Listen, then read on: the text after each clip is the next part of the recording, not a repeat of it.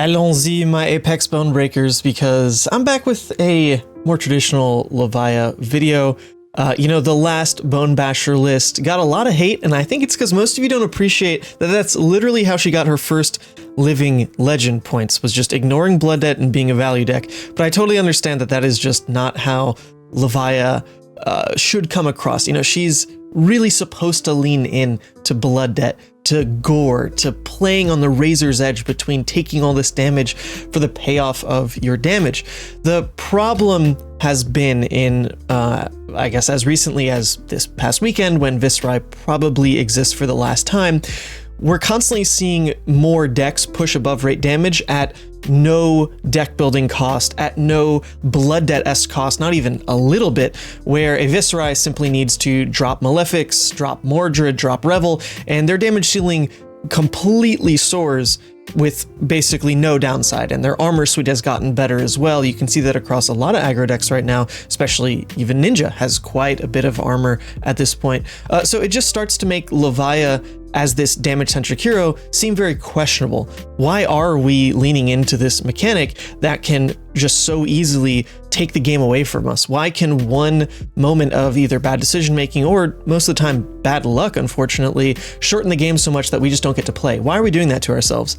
Well, the reality is she's just really fun, and there's very specific metas with Levia where building her to play heavily into Blood Debt is incredibly favorable. And I actually think once Viserai disappears, hence we're calling this post-Vis Bliss, there is a chance that Levia is poised really well for this metagame. And that's because decks that want to try to answer the aggression of Cindra, answer the aggression of Mario even, will want to lean into more mid-range, more defense reactions, trying to draw out the game, maybe a bit of a combo deck like Verdance, maybe some CYB action like Jarl, and Levia plays really, really well into that kind of metagame.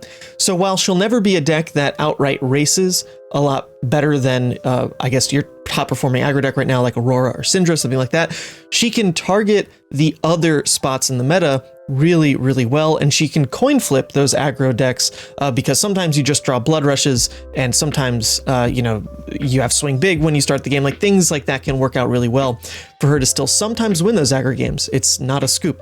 So that being said, I really wanted to take another look at Levia in post-Vis Bliss. Once Viserai is gone, Viserai definitely was a gatekeeper for a lot of the decks that we're talking about that Levia can target. Once he's gone, I really hope that the metagame opens up in a way where Levia is actually a very healthy choice to make. And so this deck is built around that. And it's also going to experiment with a couple things that I've been doing that have followed the lead on why Levia has felt so powerful in some previous iterations of the list. So if we look at the deck in front of us, it's actually very basic from kind of the top down. Apex Bonebreaker, Carrion Husk, Mandible Claws, we're a Bloodrush deck. Come on, Hex Score, sorry buddy. Scabskin Leathers, Scowling Fleshbag is the armor suite that I'm taking into pretty much everything, even Dash IOs, even Cindra's. If a Cindra tries to end on a breaking point, Carrion Husk is really strong in stopping that. If a Dash IO is going for max V, then you obviously get value on Carrion Husk. Things like that really have made Carrion Husk feel like the de facto choice over a Savage Sash build, which you might have seen in builds previous. So what that does to the rest of the deck is actually quite interesting.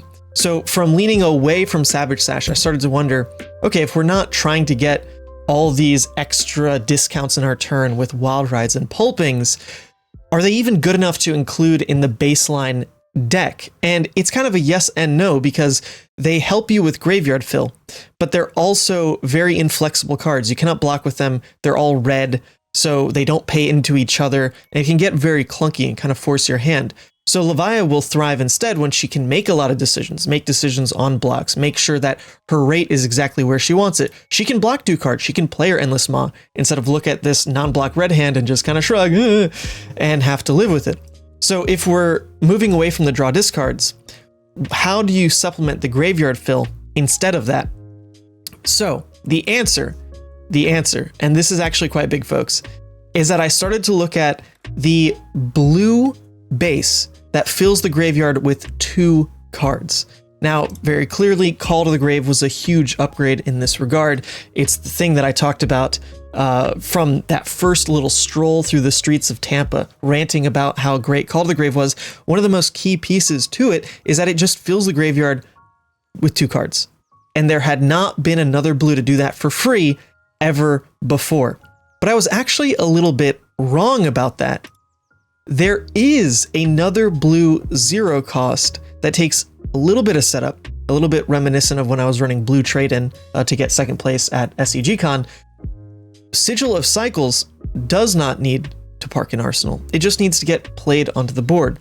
The next turn, you're getting 2 graveyard fill out of it, and you're getting it a little bit more controlled, a little bit more information about that turn, because now you know Sigil of Cycles is going to the graveyard. You get to choose that other card that goes to the graveyard. So if you have a resource heavy hand, maybe ditch one of the resource cards, try to draw into that red. If you have a red heavy hand, ditch one of the reds, try to draw into a resource card. Now your graveyard is filled with a bit of a filler card, right? Sigil of Cycles, that's fine. A 6, which might fuel your turn in other ways, maybe even a recursion piece like Deep Rooted Evil or Howl from Beyond. Now your claws are also going to be turned on in a lot of instances if you discarded a 6, which is a huge resource sink. And if you think about what that is doing for the deck, when you have a Sigil of Cycles on board and you're able to kind of make choices in a normal turn cycle of, do I want to block with this card? It's going to be worth about 3, or do I want to hold this card? How do I push that its damage is worth more than 3? Sometimes you're just going to have to suck it up and say, actually, I don't really think I can push for the ceiling of what this card can do. The floor is just going to be 3, but I can now choose where I want that 3 value to be. Do I want it to be on defense? Or when my Sigil of Cycles pops, do I want to pitch that card into a claw, which now has go again, which is also 3 value just offensively. And that actually can spin in your favor quite a bit because Levia wants to present lethal first. She wants to protect her own HP when it's relevant with armor, with some on hits, but generally you're happy to trade damage for damage as long as your hand can actually convert it because you want to reach the end game as quick as possible, where on hits mean death, of course. So Sigil of Cycles is really interesting in that regard. And I've actually liked it a lot. So as you can see, it's completely taking the place of the draw discard package. So you're not gonna go as aggressive from the get-go, going second and drawing pulpings and wild rides. It's not really gonna happen with this deck. Going second can feel pretty tough. You generally want to go first, try to get some setup somewhere. Maybe you can discard an agile windup, maybe you've got a call to the grave, even just play out a diabolic offering for 0. Whatever you can do to go first, try to get a card in graveyard, arsenal, and then be ready with that first 5-card decision. Not necessarily 5-card play, but 5-card decision to then min-max your hand in the right spaces. So I've been really impressed with Sigil because leaning into going first, right? It's another great card for that. The other things about the blue base here, we're going back to Tear Limb from Limb as a supplemental way to get that draw discard effect in. It's also got a higher ceiling than those did because of Swing Big and Red Hungering Slaughter Beast. You're going to double this to 16. You're going to double this to 14. It's pretty incredible. So if you look at these cards, Call to the Grave, Tear Limb, and Sigil of Cycles, they're all blues that fill the graveyard with 2 cards. You play this card, you get 2 cards in your graveyard, generally. And this one is going to give you a recursion piece in your graveyard, or draw you a card with Beast Within. This one is going to push your damage ceiling. This one is going to completely pivot how you can make 5-card hand decisions. So these are very, very critical blues to unlocking more decisions for Levia, and I really think it's what's made this base, like this resource base, work to supplement how strong, obviously, your reds are. So some of the other little bits about the deck that I want to touch on, I'm running an Eye of Ophidia, mainly because I just own one. I think if you don't own one, absolutely Reckless Swing is totally fine in this slot, but I have not really needed Reckless Swing to win any games. I've been rolling over opponents with this deck, and Eye of Ophidia helps with mainly Tear Limb from Limb, or like helping dig towards a Bloodrush when you're versus an aggro matchup, something like that. I'm also running 3 Diabolic Offering. This is mainly because I own 3 Cold Foils. I'm always a little bit biased with my deck building because I want to use the pretty cards. So I definitely need to get these in Marvel, just saying. I don't think you need to run 3 Diabolic Offering, but it actually has been a pretty solid card when you're making those 4 or 5 card decisions with Sigil of Cycles, because Sigil of Cycles can discard a Beast Within, or it can discard a Mark of the Beast to kickstart your turn. And now Diabolic Offering is live. So as you build your deck to have more and more choices with all these cards in hand, Diabolic is just another choice that you get that's a little bit manipulated at start of turn because of some of the other synergy pieces. I think it's actually quite good. The other parts of the list aren't too different. I guess the main thing is I did add back the Hungering Slaughter Beast. This is because we needed more reds to supplement removing the Wild Rides and Pulpings, of course. It's also the highest synergy Blood Debt piece with Tearlimb from Limb in the red slot. So why not lean into that? The 2 cost here and the 2 cost on Hungering is really cute, either for blue into red or blue into blue. You get an extra claw swing in the middle of it. I think that's really solid. And breakpoints in the end game have also been something that this card has been overperforming with, where especially if you flip in a pretty tight game, your ability to 1 card return a breakpoint is that much stronger. It's almost as good as an Endless Maw in late game. It really is, just because of that breakpoint. So I've been quite happy with it. In terms of the sideboard, it's a little bit in flux because this isn't exactly testable post Viserai. Viserai is still out there on Talishar. But the core of the deck is 58 cards. The last 2 slots that I'm tossing in here and there just to kind of force prove that the core is working for me is a little bit of recursion to supplement, obviously, the Call to the Grave. So into the aggro matchups, I'm tossing in 2 Ghostly Visits. And this is really forcing your hand to roll quite a bit with Scab Skins, but honestly, I'm okay with it. You just roll Scabs. The aggro matchups are not favored enough to get away with Hooves. Even, 1 turn of cracking Hooves for like a Ghostly play is not good at all. You really need the block value of Scabs. You really need to try to force a Hungering Slaughter Beast into Ghostly Visit, a Mark the Beast into Ghostly Visit. Those lines are so good. You just have to kind of go for it. And it blocks 3 in first cycle as well, which is really strong, especially like into Cindra. You're getting that double value, block a Mass Trigger, it goes to Graveyard, play your Dread Screamer, play that Ghostly Visit, right back again. Very solid card right now. Guardian of the Shadow Realm is a bit more in between. I'm running 2 just because of the way the deck is built.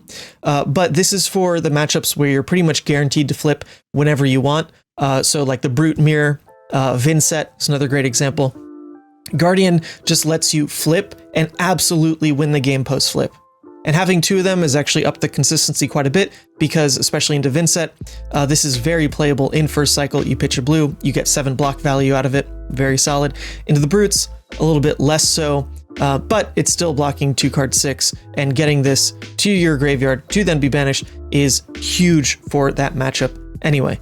Then I'm also trying 2 Hungering Demagon just for the uptick of prisms that I've seen, as well as Boltyn, which is actually a pretty hard matchup these days.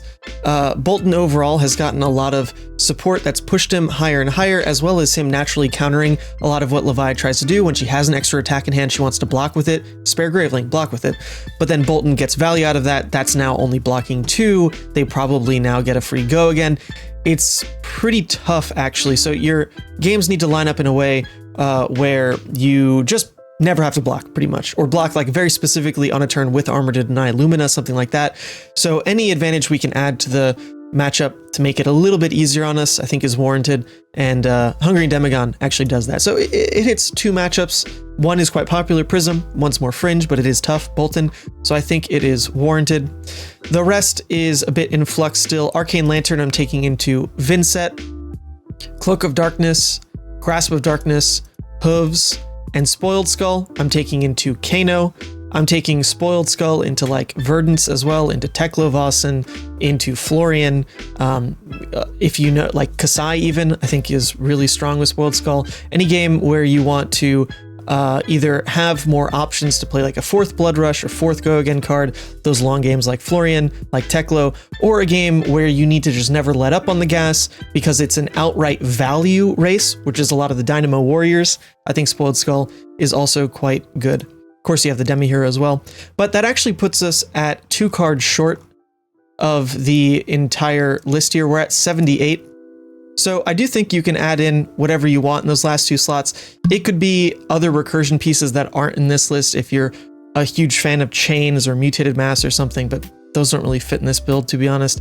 I was also thinking of Dance of Darkness and Savage Sash as potential swap-ins, basically for like one of matchups where Savage Sash and Dance are better than like the Hooves and Cloak into Kano, because Savage Sash you probably also can use in like pure CYB matchups over Husk, right? Like into like a pure CYB Bravo. Even then, I think Husk is probably fine.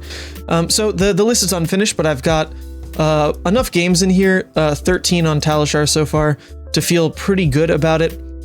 Like I said, the aggro matchups are very close. Like into Dash.io, I got them to 1, unfortunately lost. The Cindra game, very similar. I got them to like 2. They were in reckless range, but then I lost. But that's how close Levia can do it. You know, she's like a card draw away or so from really flipping those matchups. So with that, I wanted to try to restore faith in my image to the community, because everyone was so mad about the last deck list, that Blood Debt Levia is really real, and I have put a lot of time into it. I think it is very strong, and if Viserai was already gone, I absolutely would be playing that this weekend. But let's jump into some games and see how it plays. Okay, so here we go. This is one of the toughies. It is versus the Boltyn here, but I want to try to show off if the strategy actually works. Sigil of Cycles, for example, quite strong in this matchup, in enabling the we don't really want to block because you get more benefit out of it anyway. So first things first, into Boltyn these days is actually very risky to attack because they have cards that charge on defense with Soul Shield and even Saving Grace. So we got Graveyard Fill out of Agile lined up. We are happy with that, but it does mean that we likely do need to block with this hand for it to be any kind of good, because our graveyard is only at 1. So if we wanted to play a good right hand, which would be a blue pitch for Claw into Marauder, then we need 2 more cards in graveyard. So we might have to suck it up and just give them the go again on Raiden here, because for our turn to be playable at all, we need Graveyard Fill. So if we block like this, it's going to let him spend Soul for the Raiden swing. I think that's fine, kind of gets the Raiden out of the way. If he doesn't take the bait on a go again, then technically we can just swing Claw into Claw, which is a lot worse for us, but it is doable. Okay, so that is what happened. We are going to, in that case, go ahead and cycle this full hand into Claw, because we just want to draw closer to our Bloodrush. So by overpitching this way, we can try to get out of this pickle just a little bit. They're spending armor, and they charge a Soul, a Spirit of Arena, so they're definitely drawing hot to get things started. We just need to find our own banger cards. Okay, so this hand is obviously trying to push just for the Endless Maw. You could get greedy and go for like a Boneyard Marauder, Scabs, Graveling line. Not really what we're interested in here. So we want to just block down with both of these cards, enable the Endless Maw. We're seeing that his turn's going wider anyway, so we might as well hold on the blocks. This could easily be a Lumina turn. It's a bit hard to read when they have Spirit out this early because they can just flash it in, of course, which is very annoying. But it is what it is. In case we don't get a nice opportune block after this, I want to block just with the Beast Within, because if our hand gets kind of stuck this way, we can Scabskin Leathers for the Boneyard Graveling play.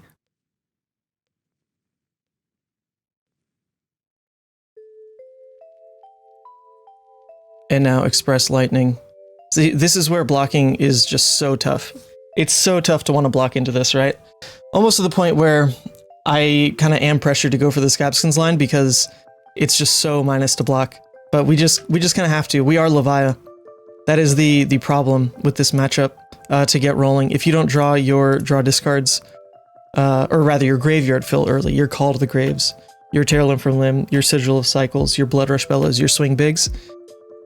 If you don't find that yet, you have to make a lot of very awkward blocking choices. But the main thing is we don't want to sack our armor before seeing the Lumina turns.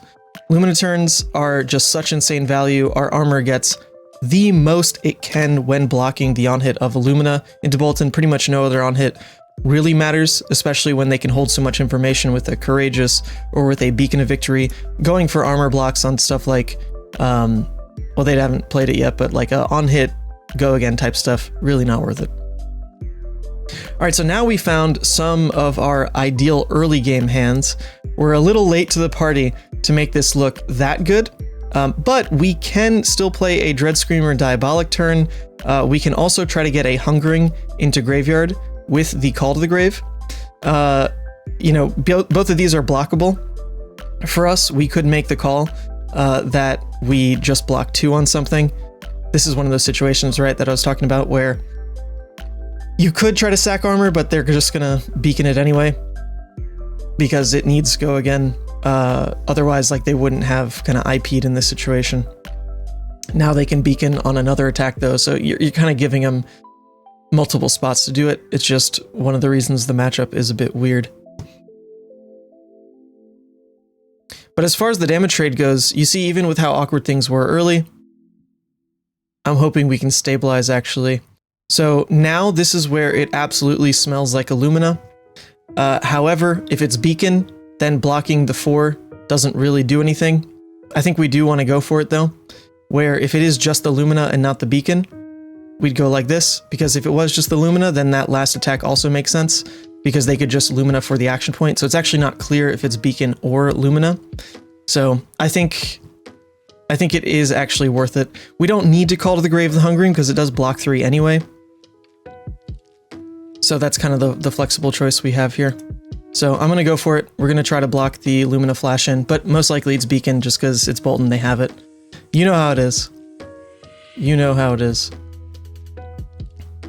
It is Warcry of Bologna. Target Raiden gets +2 and a Lumina. Okay, great. So it wasn't beacon, but it was the Lumina.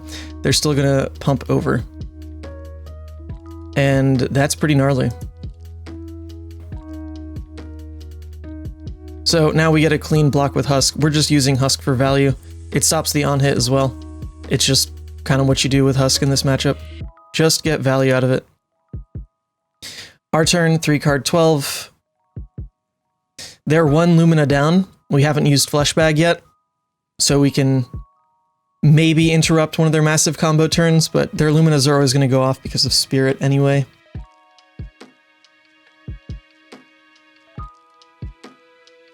And this is when it just becomes a numbers trade, and we hopefully come back. This is actually quite nice. Look at this. They're soul shielding, pitching a Lumina. So that's taking away what would have been a Lumina turn right now. I like that. What they could recognize here, though, is if they block 6 on this in Arsenal, we are at 2 cards in Graveyard, which was a decision we basically made by trying to block the Lumina. If we just didn't do that, and we kept the Call to the Grave to burn in hand, it would have set up an extra 2 cards in Graveyard. So you kind of just have to trust your opponent sometimes, or trust your deck on what you're going to draw, because we did draw the Call to the Grave. But just saying, in tournament play, that's something to look out for. Okay, so look at how the damage has traded. We are back to being very even in this game. So if we Call to the Grave here and we get the Hungering, that will put us at only like 1 realistic miss in Graveyard. So that looks quite nice for me. This also is not getting buffed by Boltyn because he has not charged. So I'll take that trade any day. The other option we have here is just go ahead and block with the Call to the Grave because same deal. It's only adding like that 1 miss to the Graveyard. How much do we care about finding the Hungering? I actually think we do care about finding the Hungering because we have Boneyard and Arsenal set. And Boneyard and Arsenal is kind of juicy for going for a, you know, like Scabskin's Hungering Boneyard play. That's pretty hot. That's pretty hot. Now they attack with Illuminate, though. Giving him a Fist Soul, taking 4 damage. Oof. That actually becomes questionable here. We can also set ourselves up if we block with Apex, then we basically have on-demand Graveyard fill after 1 more block. I don't hate that. The thing about this block, if you think about it, we could never 1-card block the Illuminate anyway, so we're always giving a card plus armor. So even though this looks inefficient, it's actually, if we were ever covering up a Illuminate play, then it was going to be that way, right? So once again, we're going to have to kind of trust our opponent on attacking into us or trust our deck. We did bottom cards that do not fill our graveyard, but because we blocked the Boneyard, we're basically next turn only going to be forced to give up 1 card plus the armor piece. to fill our graveyard back to 3. We also drew another Call to the Grave. I'm getting bailed. I'm absolutely getting bailed here. Okay, so Bolt of Courage. This is where block with Apex actually looks pretty fine. So the thing is, though, playing this Call to the Grave is a bit tough because it's our blue for the Endless Maw. So if we want to be really risky about it again, then we're just going to go Boneyard Marauder block here.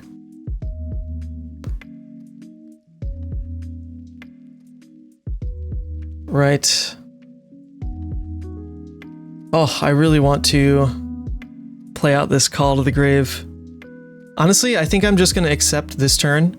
Hopefully they can't buff this anyway, and they just draw a card and it's a bit of an IP. It's a beacon? Okay. Well, this is going to change how we block anyway then, because it is a Lumina. Okay, they're going to draw a card. This is pretty tough. But it does mean we could look for a flip this turn. They have one random card that could be a pump here, otherwise it's going to be face-up damage. Flipping is really important into Boltyn. So they can pump this to 5 pretty easily. If we go ahead and block with the Scowling, then it guarantees that that other card won't really affect our turn, and then on their second Lumina swing, we just block with these two, and then swing Claw to flip. I don't hate that, but Scowling has a higher ceiling, so I think we're actually going to go with these blocks instead. Oh no, sorry, because they're going to pump it to 6. They're going to pump it to 6. Yeah, so let's just go ahead and block the 6 then. Yeah. There comes the Lumina. We're just accepting that our turn is do nothing flip, basically.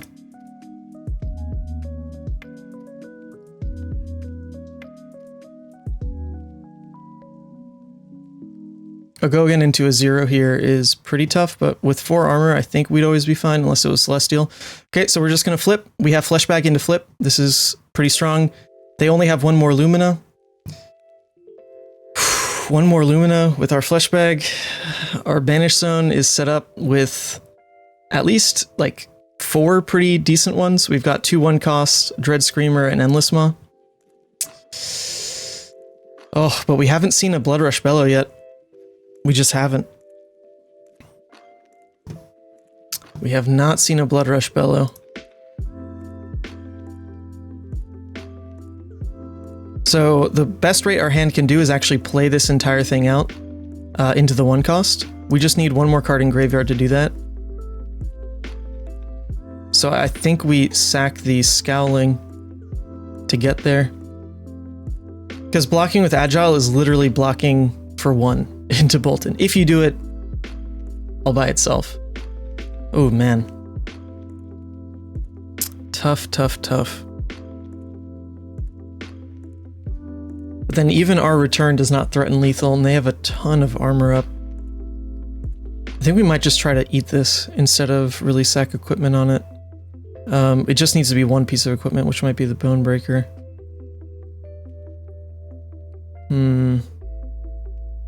We could also just block 2 of these on a singular attack, and that makes up for the fact that that only blocks 1. It kind of blocks like 1.5 at that point. So it's not going to be on this one anyway. We'd block the Scowling here if we cared about it, to try to interrupt the turn before he's put more cards where he wants them.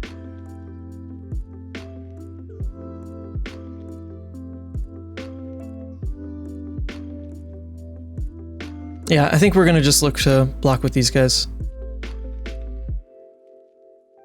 Wow. Very solid turn, but now they're out of soul. So a Fleshbag here is likely a true IP.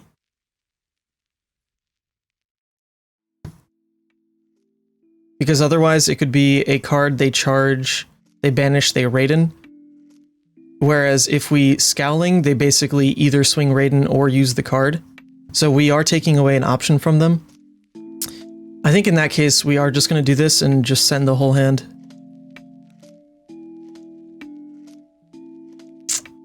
Oh man, it's actually really tough. The whole hand's not good enough with their armor. It just isn't. It just isn't, but we gotta go for it, I think.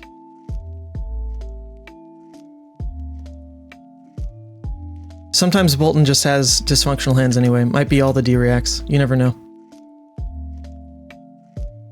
Okay. Could be courageous and we die. But I trust. I trust.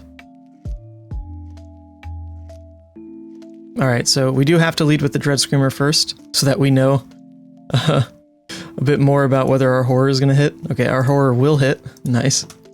If it wasn't going to hit, then we'd have to pivot to just playing out the Dread Screamer, and then I guess even the Boneyard wouldn't be playable after that, so it would have been actually quite a tough pivot. It would have been more likely a roll Scabs line, and then go for the same play. Ugh, yeah, this is the problem. So much armor. So much armor. So, this is the power difference, unfortunately, in them seeing their Luminas and us not seeing any Blood Rushes. I think we did a lot right. We just were a little clunky on that first return hand, right? If we blocked 2 cards, then it could have been the Claw Boneyard play, but they went tall instead of wide, which, you know, honestly, I guess we could have always hedged that because it just guarantees that we make the play we want, because that slowed us down by quite a bit. We were like 1 card inefficient by going that route. That probably then changes the choices we make when we see like that first call to the grave. We have to play it because our graveyard's a lot tighter by us pushing to 0 cards in graveyard on that first turn. But I think the way our deck drew, we probably just don't win this game anyway. You can't beat this matchup with 0 Blood Rushes. You just can't. They absolutely spike you with the Luminas and stuff like that. Can't really get around it. Can't really get around it. Okay, there's our first Blood Rush, but it's going to be too late. We have to give most likely all 3 of these cards. And then, you know, our Tear Limb is at least going to return the Endless Maw, more likely than anything. Via the Vanguard.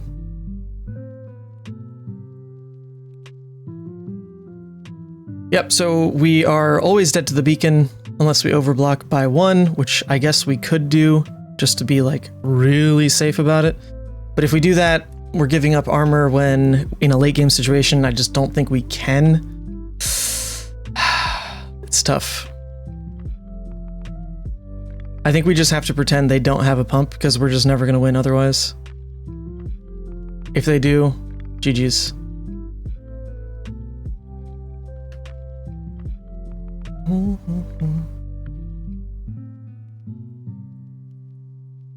All right. That's about all we got. Okay, that is going to kill us then because there's no way it comes in for less than 3 and then we die. Yep, it's an Illuminate, which goes up to 6. So even blocking here, yeah, just not going to get there. GG's, GG's. Pretty tough. I feel like we were really close. You see their next hand. Let's say we block that out. They drop their next hand. Their next hand is a take flight hand. Yeah, we just would be locked out at that point. It's too hard for Levia to block. She really doesn't want to. Really doesn't want to. But that's okay. I think, you know, that showed how close you can make a game without seeing your power cards. If you think about it, we didn't really do anything obscene ever. We didn't play a Blood Rush. We didn't like hit a horror, for example. We just kind of did like on rate things and it still got this close. All right, this is a classic matchup. Azalea, a deck that I think should also get better once Viscera is gone. He has a lot of damage and a lot of armor. So if that's no longer a threat, then Azalea gets a much freer time into the other aggro decks. He also chose for us to go first, which is surprising. We also have Sigil and Agile windup. And we get to park Swing Big and Arsenal. That all looks fantastic. So let's do it. Actually, Swing Big and Arsenal is incorrect. It should be the Shadow Realm Horror and Arsenal, because we might be able to block with the Swing Big and go for a Shadow Realm Horror play. So, either way, great turn 0 setup. That's exactly what we're looking for. Even this hand looks fantastic. We want to say no blocks. Kind of sucks. They're going to get a lot of value this turn, but it's not the worst. So we just need to play out everything, which once again, Sigil of Cycles is going to let us do. Look how cute. We're going to discard the Graveling. Hey, there we go. Now we know for a fact this is going to have go again. So let's go ahead and do it this way, because this has agility. Now we can do this. Look how beautiful this turn is. Now Shadow Realm Horror into Claw. And we can actually close the chain. Try to get really lucky on the Horror. Aw, didn't get super lucky. Still insanely good though. And then Claw. What a great setup. Thank you, Sigil of Cycles. Thank you so much, Sigil of Cycles. That was pretty good. That was pretty good. Okay, now we're drawing it in a bit of a weird way, but it's okay because we have Call to the Grave for Beast Within, which will turn the Diabolic alive at minimum, and we'll kind of see what happens there. I guess we don't have Blood Debt, though, so our hand could be a lot slower if we wanted it to be. Just Call to the Grave a Guardian, play out the Sigil of Cycles and Deadwood Rumbler, although if it's a Red in the Ledger, that won't quite work, will it? Yeah, so that's awkward. So let's just do this, since we're trapped on one action anyway. We don't care about Arsenal, we're just going to play out the Deadwood Rumbler. Inefficient turn for blocks, but that is okay. We're still ahead. Let's see, we hit, so at this point we don't care about our misses in Graveyard, we want to get a good arrow away from them. So Red in the Ledger to deny Codex seems nice. Oops. Now we have a Bloodrush hand, okay. We'll try to keep it, why not? Boltyn shot, I mean, we kind of just get to disrespect them. We're not trying to flip with how much momentum we have right now. Like, we don't even have a Guardian set up, we have like no Blood Debt. So worrying about that is not what we care about. We also did, hey, check that out, we banished the Red in the Ledger. So their only option is the Drill Shot. Not bad. On our end, we can also slow down a bit now if we want.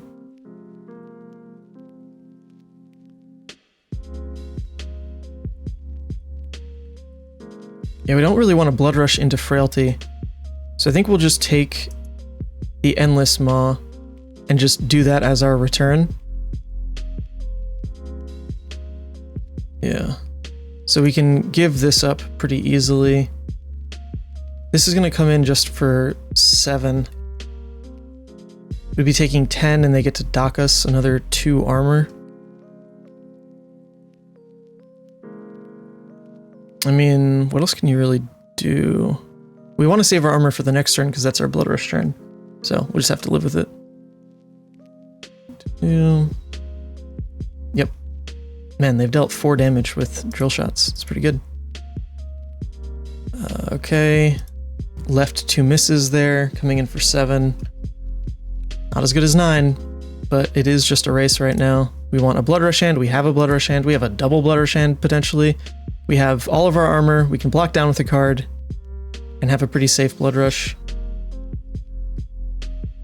Okay, so if we want to be super safe from the Rain Razors, we'd have to block 10. So we could just commit our entire fridge, and I think we're pretty safe. So let's just do this. We are vulnerable to, like, Snap's Codex for them to get it back, but they did just play a Codex, so if that happens, what the heck? Okay. They have 1 more red. Oh, they got a Sleep Dart. Oh, interesting. Okay. When Azaleas do this, it's always kind of funny because you can sometimes use it to your advantage. In this instance, we can't, but we're not going to die from our own Blood Debt. We don't really care about taking 4 right now because we're about to have a giant turn. So here we go. Holy crap. Let's keep going. Let's keep going. Why not, baby? Let's show the high roll. Alright, good game. Well, okay, so that was interesting. They definitely should have gone for Red in the Ledger over the Sleep Dart as that last attack, and it actually would have been quite punishing. Like hugely punishing, right? Then our turn doesn't get to Bloodrush even a little bit. I think, you know, when they see a Levia at 14, they get really concerned about flipping. But a Sleep Dart hitting means you're not 13 anyway, right? So going to 14, 13 wouldn't matter. I think they absolutely should have gone for the Red and Ledger. Game would have been very different. All right. Okay, we have a new. All right, tough matchup, but very doable. And actually one where I've been swayed enough to just go over 60 cards. I have. In the days past, I was pretty against that, but I think, I mean, why not? They banish enough cards from your deck that it adds a little bit of the consistency against all their banishes to hit your Bloodrushes and stuff. So we'll go to 62. We will run our Howls, and we will run our Ghostlies. And that should feel pretty good. I actually really like the new matchup when they don't blow you out.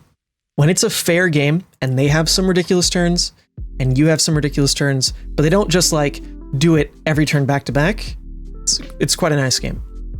And actually the CYB version is more so that style where they're not going to blow you out necessarily because their deck is quite a bit slower. So I'll take it. I will take it. We're just going to throw 9 at them here. Don't really care about 1 Blood Debt right now.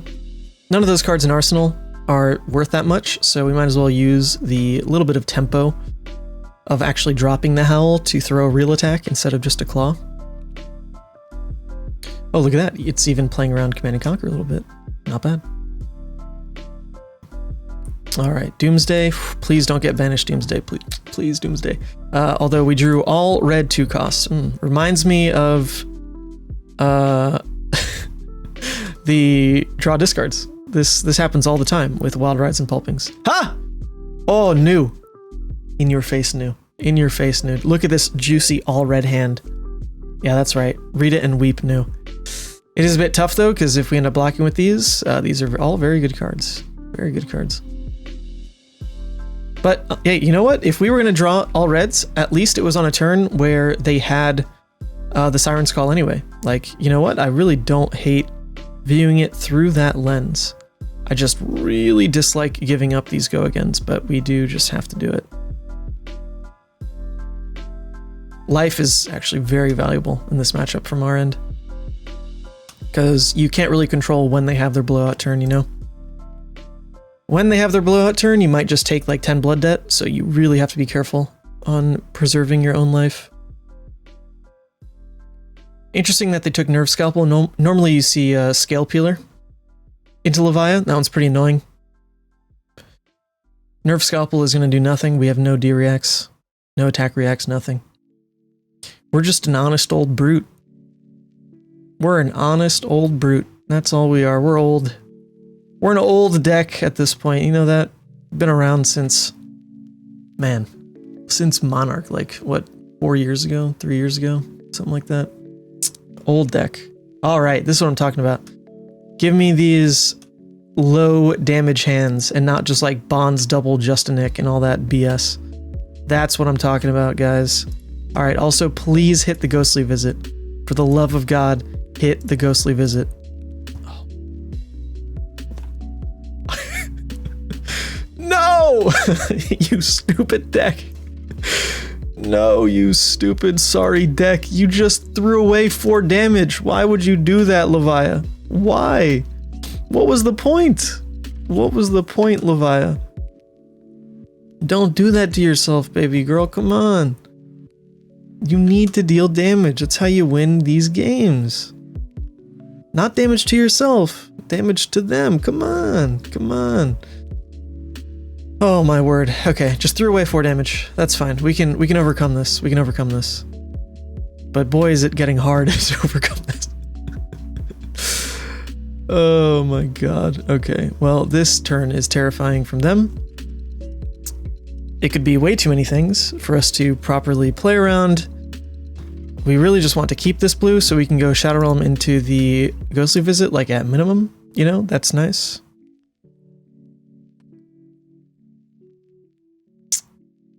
Ugh.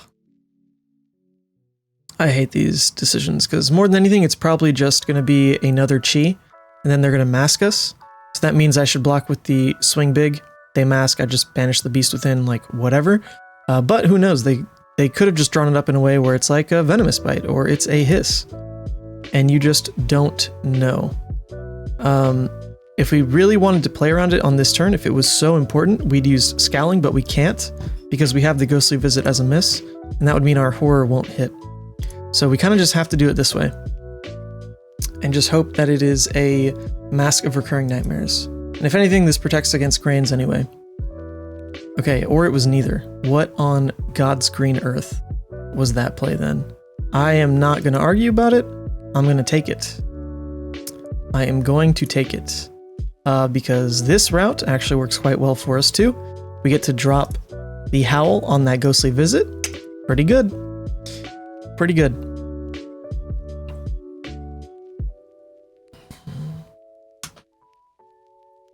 Sometimes the news just don't have it, you know? Sometimes. But, I guess from the news perspective, if they went like Findels into Beckoning or something, and then Surgical, that's just like too much free info. Like at that point, I know it can't be a Venomous or something. So I guess actually from the new, it makes sense. They're making me potentially overblock, which is like something that sometimes news get away with just way too often. Like, oh, here's a card. There's nothing actually behind it, but you're going to go ahead and block 9. Thank you. You know? Oh, okay. This hand. This hand with this graveyard, not great, because the Horror is not going to hit. This Horror is not going to hit. But they get to CNC. Okay. So in that case, maybe we just pretend that the Horror hits. We could do this. The graveyard is going to be absolute trash. Absolute trash. But it would mean we return for 6. We might just like roll Scabs and like really pretend. Because if it hits even 1, we can Diabolic. If it hits the Ghostly, we get at least Ghostly. I'm fine with this. I'm going to live in this reality. You can't really waste armor. Like overblocking there is pretty tough. I'm fine with this. I live with my consequences here. Okay, never mind. I am pissed beyond belief. Levia! No! You just had to roll 2 action points. Why? Why, Levia? Why did you do that to me? Oh my god. Should I have just gone for it? I don't know. I feel like the upsides are there. The upsides are there. It's a slow game. It's CYB new. You have time. You're not on the razor's edge that often in this matchup, but oof, Levia. No. Oh my god, now they have 4 cards into Bonds. They've got all this up. They can take double Diabolic from me. Oh lord, this is terrifying. Terrifying. We can pretend that Scowling helps here.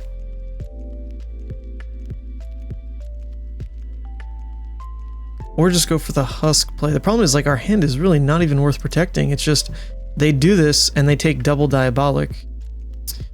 Do we actually care if they take double Diabolic though?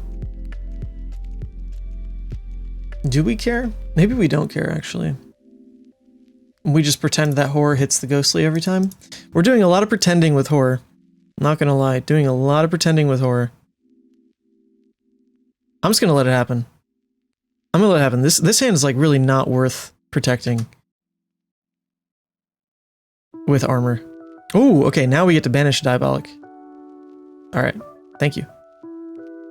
Now they can't take double Diabolic from hand. They're gonna take 2 cards anyway, but you know, this is a bit more protection of us instead of losing 3 cards.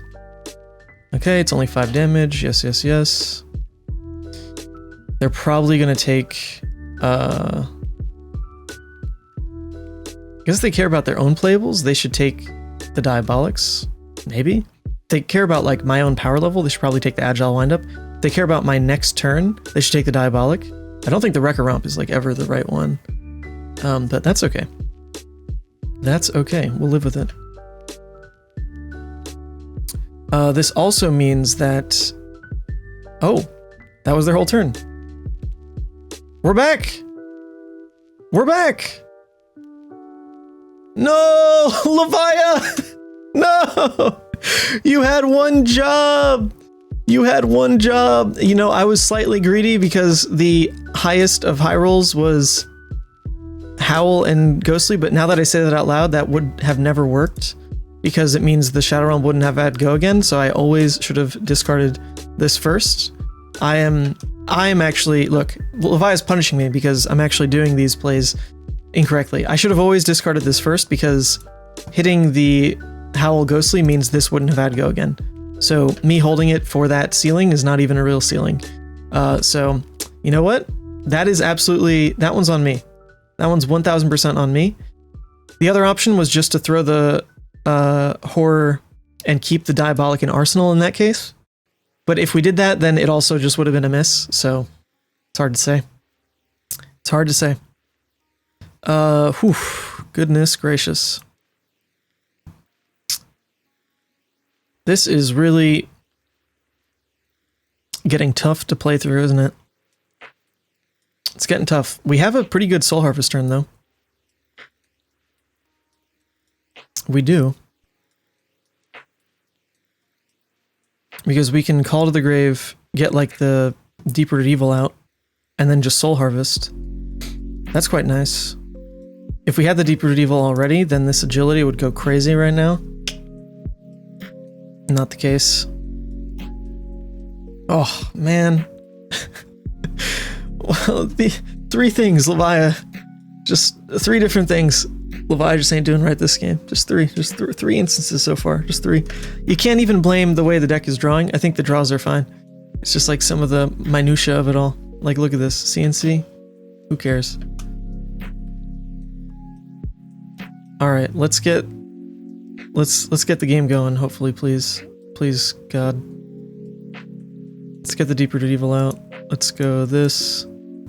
1, 2, 3, 4, 5, 6. Let's get those. It's gonna come in for 11. 4-card 11, resetting a bunch of blood debt. Not great, but that is a fantastic top of deck. Doomsday and Dread Screamer. Yes, please. Come on, Levia. Come on, Levia! Please. Please function. We haven't played any blood rushes yet either, but we're losing life. Like, we're getting to the point we can't even, like, decide to play blood rushes. You know, our life's gonna be too low. Not like this, girl. Not like this. Please. That sounds good. Sounds good. Totally doable. Block with Beast Within, go Dread into Doomsday. That's quite the swing. We're protected a bit from Codex as well with Beast Within.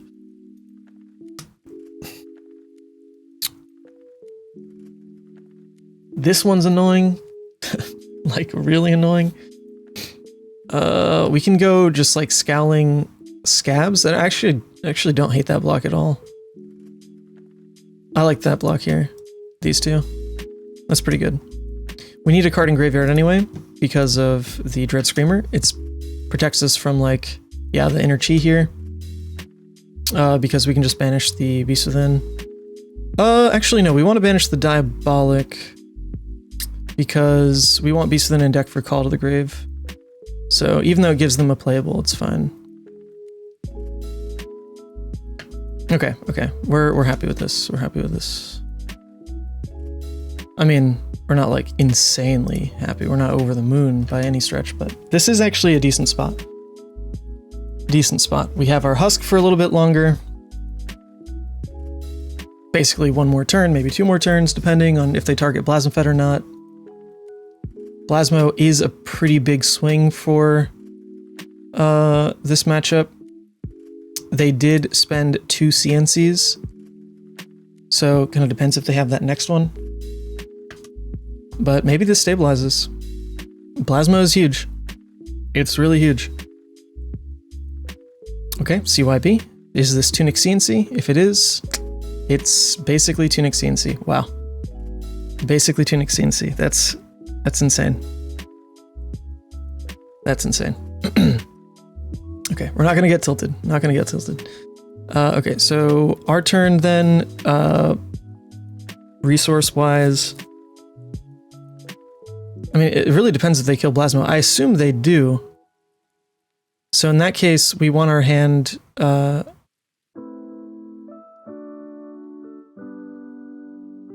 yeah, to pay into like a howl. Yeah, like I think, yeah, we have to kind of go this route. This must go at Blasmo. Yeah, okay. Goes at Blasmo. Sure. So we have to pay into the howl here.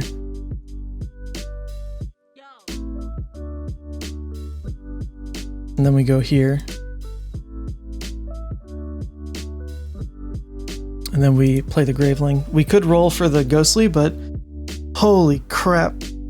It's just not working out this game. I think we still might. Like, it's a lot of upside to hit it here. It puts our graveyard back at 3. Keeps us kind of pushing above rate when we're behind like this. It's tough. I think we do it though. I think we do it. It's so alluring. It's this alluring desire I have to just roll Scab Skins. Please, Levia, not 2 1s. Okay, it's not 2 1s, but does this change anything? We can just go Howl Ghostly. Gets us back to 3.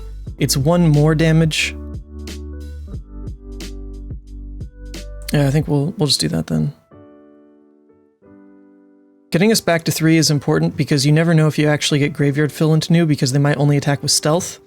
And we don't have equipment to fill Graveyard anymore.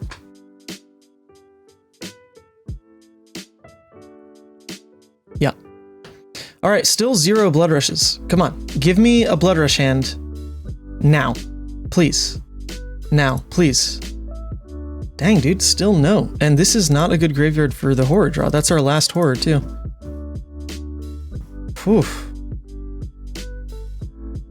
I, like, really smell a Siren's Call on this turn. Like, I really smell Siren's Call. It could also just be, like, a levels play. They've only played 1. Screw it. It's Sirens. Yeah, it was. God damn it, dude. Siren's Call. So fun and interactive. It really is. It's the most fun and interactive card in the game. We're not in a terrible spot still.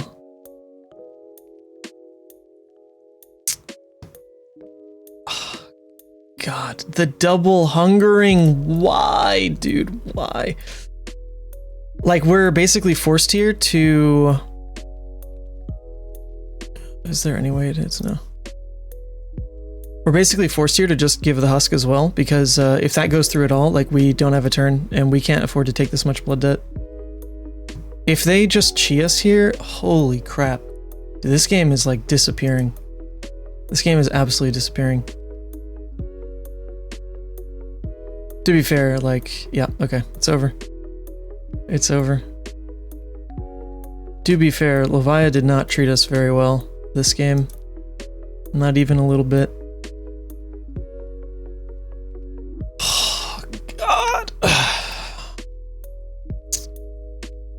Come on. Come on. What's our Hail Mary line to win? Our Hail Mary line to win is that we just draw like a double Bloodrush turn. They're at 12 though, and they're a COIB deck, and they still have 3 armor. It's just like probably not doable, but we're gonna go for it. Like, okay, banished 1 BRB and still haven't seen one. Holy crap. Ridiculous. Ridiculous.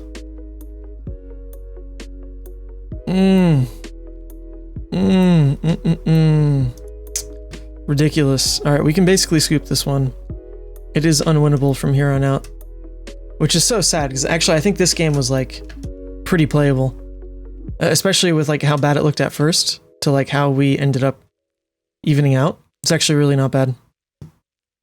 Really not bad, but, here comes this. Oh, here we go.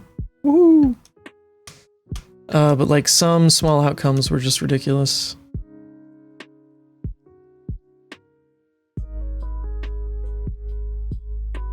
Come on.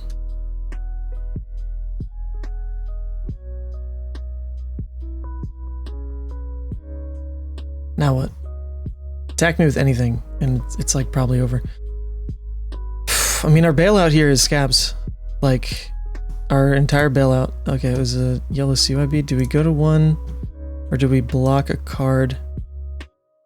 What's the difference made? I mean, the difference made isn't much. We're just rolling scabs. So, keeping a card is like more insulation if that's Codex. If it's Codex, we get super...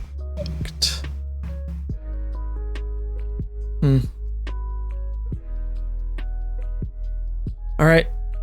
Come on, Scabbies. You haven't been with me all game. Be with me now. Okay, not bad.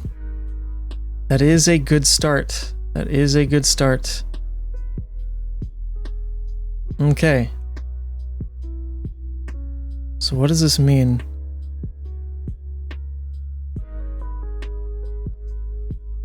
Okay, do we have a 1 cost? I can't really see. Yeah, we do. Okay, so we can go... yeah, okay. I mean, we can use all 3. We can do this.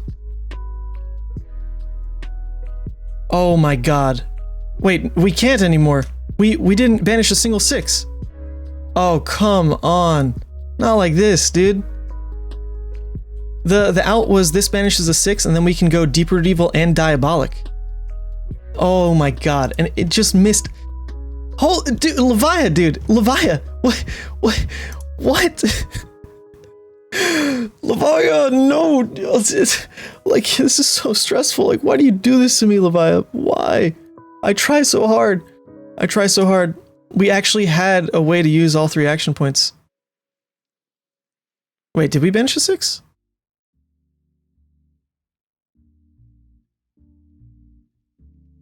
Did we banish a 6?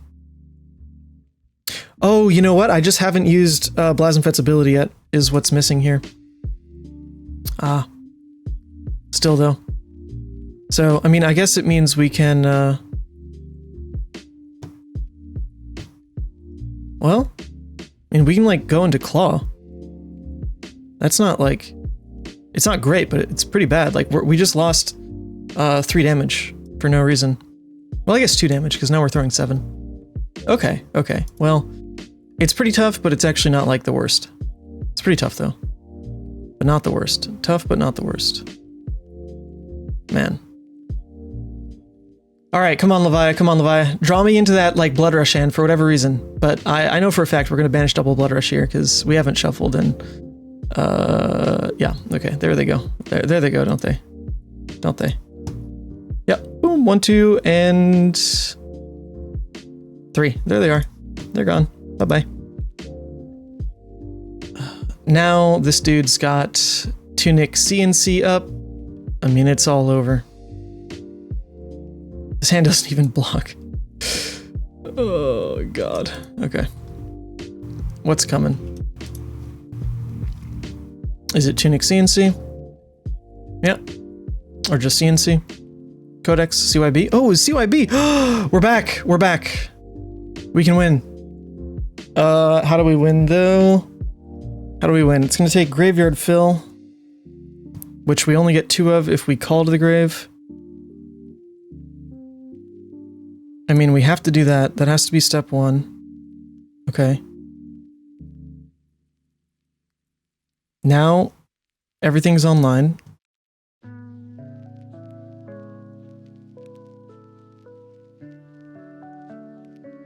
Okay.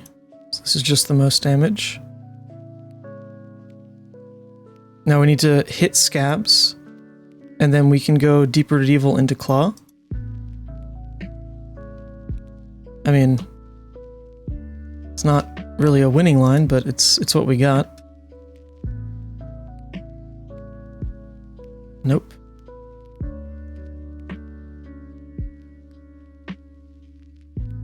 Alright, now we definitely can't win though, because our graveyard's stuck at 2.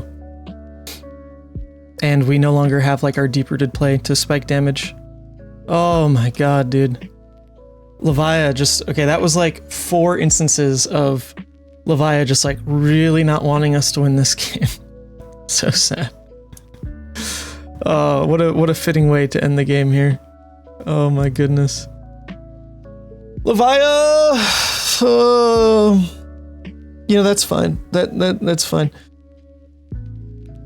I think, like the genuine mistake on the Agile windup not discarding was just like straight greed, but we're only in that position from some other ridiculous outcomes. You know, it's one of those where this is why like playing Levia in person at a tournament can just be so upsetting, because we got the game taken away from us because of like random variants on our side of the field. Like not even like, sure, our opponent had like the Command and Conquer response for Blasmo, but like that's not anything to complain about. That's like smart out of them to hold that in Arsenal to answer Blasmo. So that's like the wrong thing to get caught up on. What is okay to get caught up on is that legitimately the random outcomes in this game were pretty insane. So sometimes that just happens with Levia, but it leads back to that question that we started the video with of like, what's the point of having all this downside when other decks just are so much better than us with none of the attached risk? Okay, into a Brute Mirror. So this is where we take the Guardian of the Shadow Realm and we really focus on hitting the flip. Normally like a pretty safe game. But it kind of depends. This looks to be some upgrade from the Armory deck because, you know, it is Scowling Fleshbag, but then again, High Tanner is there. So we'll see. We'll see how this one goes. I haven't quite ever seen that tech. Okay, so we're actually incentivized to block around the possibility that we actually get to Tearlimb Boneyard. That's a 3-card play, so it is totally possible that is an outcome. The other thing we could do is just like block everything on the claw, but I don't know, it's a bit greedy because we do have the Call to the Grave to help set up as well. This is also just a greedy line in general, because if we wanted to like safely launch into like an Endless Maw return, we'd block with the Boneyard, know that we get to 3 cards with Call to the Grave, but we're going second and there's higher upside into leaning into the Tearlimb from Limb. So I'm actually thinking we might go that route, because same deal, like this will get us to 3 cards in Graveyard instead of just using Call to the Grave. So that is going to be the play, although good God, we drew Mark the Beast. That is the singular card that if we discard, will not let Tearlimb from Limb trigger.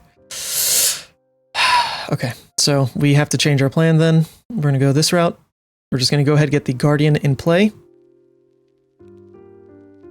Get the Guardian in play. That's very solid for this matchup as well. Then we can decide on Scab Skins. We're going second, so I really like the tempo advantage of hitting it. But if we roll a 1, I mean, good God, now that sucks. But I don't think it's game losing because we don't have anything here. What we're trading though is like the guarantee that Boneyard banishes the Guardian. It's really tough. But like playing the Boneyard in the first place, right? Like, you know, I'm just going to go that route. We're just going to go ahead and like safely push the Boneyard into play, get the Guardian in banish, and then this lets us, okay, definitely not correct there. Puts us in a position to use a 5-card hand pretty well with a Tearlimb in Arsenal, which we have room to do definitely in the early game to just like play a 5-card hand. Bear Fangs, great rate Kayo, but we do kind of have to push aggression.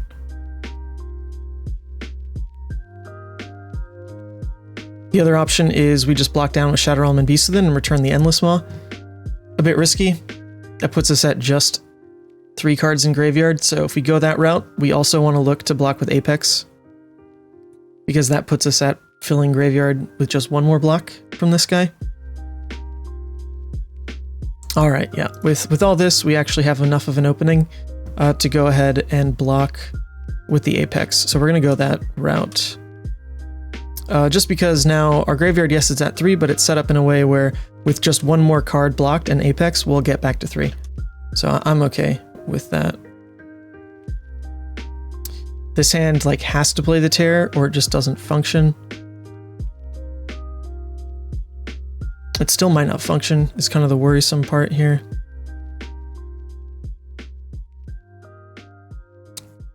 We just want like one more good turn of damage before we flip. So I think we're just, yeah, we're going to lean into it. We just have to. One more turn of good damage. And it's another Bear Fangs. Okay. So we could flip now. I think we actually will. With the way the damage presented here, we just block like this. We go to 14. We Deadwood Rumbler. We flip with all of our armor up and Guardian.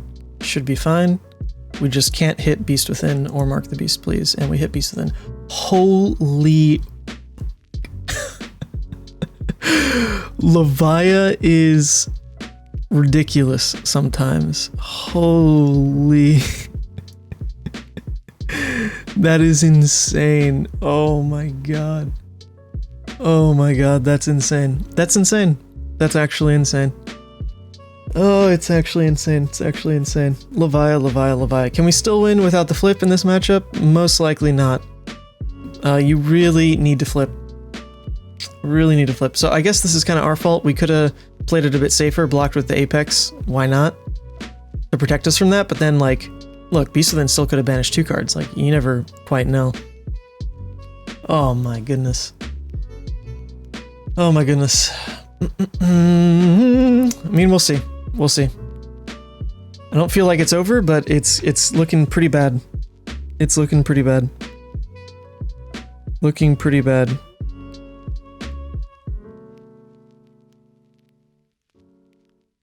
Alright, they are running cards like Yellow Cadaverous though. So maybe we have a chance.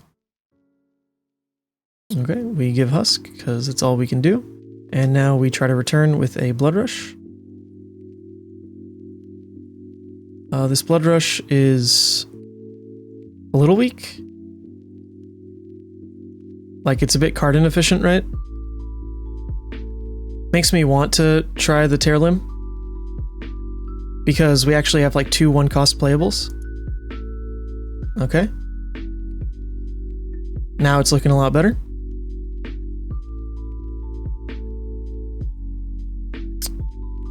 Actually, that was dumb. I should have always swung the first claw, so we could pitch the blue into it.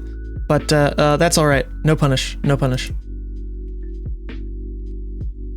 And here we go. 14 to send on the end of that chain. Hoo boy. Hoo boy. They're down to 2. Well, we don't run Reckless Swing, but it would look pretty good if we did. This is almost a perfect graveyard for horror. Almost. They're popping Sash. We have our Flesh Bag. So hopefully we're fine. More than anything, if we just hold this hand, we're guaranteed to throw the Swing Big back. The upside is just like massive if we block with it and still hit it. The problem with blocking Flesh Bag though is we no longer have guaranteed on the Shadow Realm go again. So I think we just have to, yeah. We have to go one route or the other on this. One route or the other. I think Flesh Bag and Hold Hand is going to look better. Flesh Bag and Hold Hand. All we need to do is like survive this turn, you know? Because if we do return this in full, Kayo should basically lose. Okay, 5. We aren't even in threat of Reckless. But we actually can miss. We actually can miss on the Shadow Realm. So this is pretty big. We don't miss. In fact, we like overboard hit. But we just want to throw most damage, which is what we have in hand. And we should win. Alright, GG's. Good game. Okay. Let's see about Cindra and test out the ghostly visits. So, pretty tough matchup, but they are letting us go first, which actually the way we drew this is incredible. We get Graveyard Fill, we get one of the recursion pieces out of the deck. They do get to filter their hand, but look, it's Levia. Like, you just gotta get your graveyard where you can. And this is not the best way to draw things up. Ideally, we'd have 2 blues so we could go Endless into Deep-Rooted, but we can still go Hungering into Deep-Rooted if we just like block with the Beast Within. So that's what we're going to look to do, is block specifically just with the Beast Within to deny Mass Trigger somewhere. And then we can go Hungering into Deep-Rooted Evil because of the Agility token, which will be a good rate. And it's kind of boring, but like that's Levia for you. She needs rate. She needs a good rate. Or she just doesn't matter.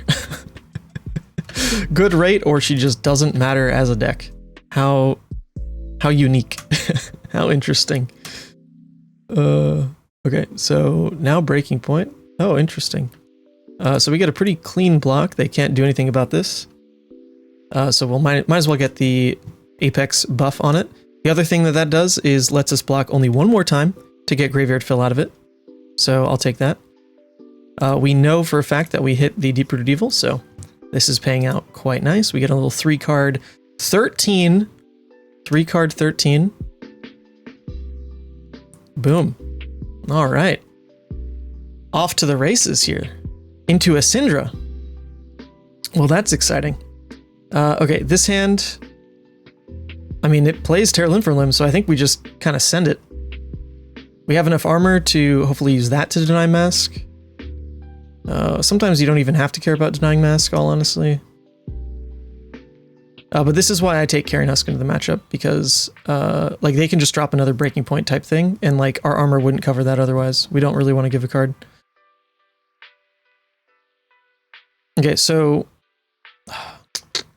we don't really want this to hit because it triggers Mask, and it's just 1 free damage. So like, why let that happen, right? If we go ahead and sacrifice our Scowling and Apex, that's +2 in Graveyard, which isn't terrible, and it guarantees that we don't have to worry about Mask this turn, and lets us return our hand. But I don't think we really want the Apex block, so we're going to be a bit inefficient about it, and just go this way. This just blocks the Mask.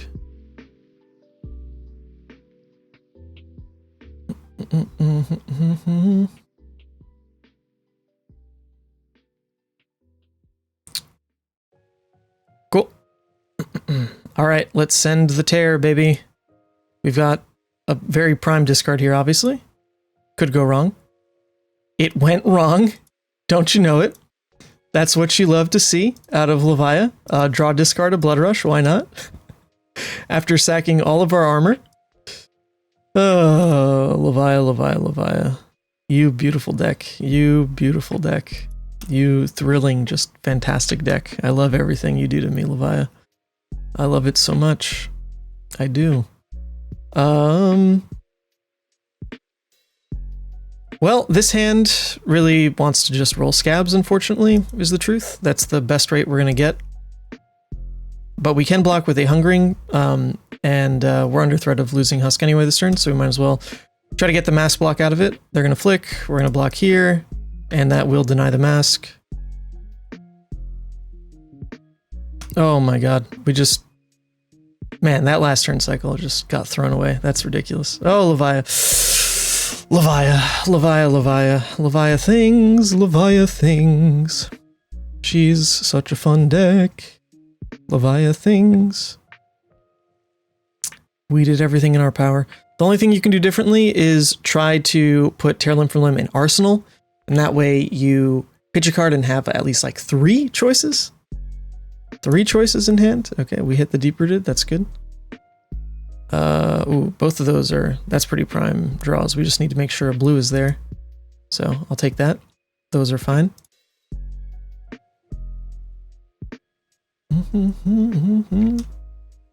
So technically we get 3 extra damage out of the turn cycle if we roll Scabs, and that's the kind of game it is, so we do have to do it. We don't get it, so we can just play the Deep-Rooted instead, which is fine. We got a 3-card 12. So this turn we drew a blue, thank goodness. We're probably just giving them Mask, but we might be able to stop it. We've got 2 armor block left and a card from hand we can block with. Potentially even 2 cards in hand if we roll Scabs on the Mark of the Beast for the Graveling play. That is possible. It is possible. Ninja just has so much armor these days. So much armor. Okay, let's see. Let's see.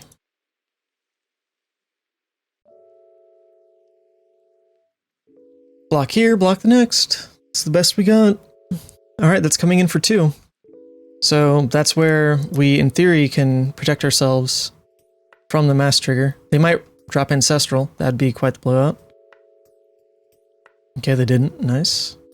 This still hits, yes. Okay, so if the next thing is a 4, we cry.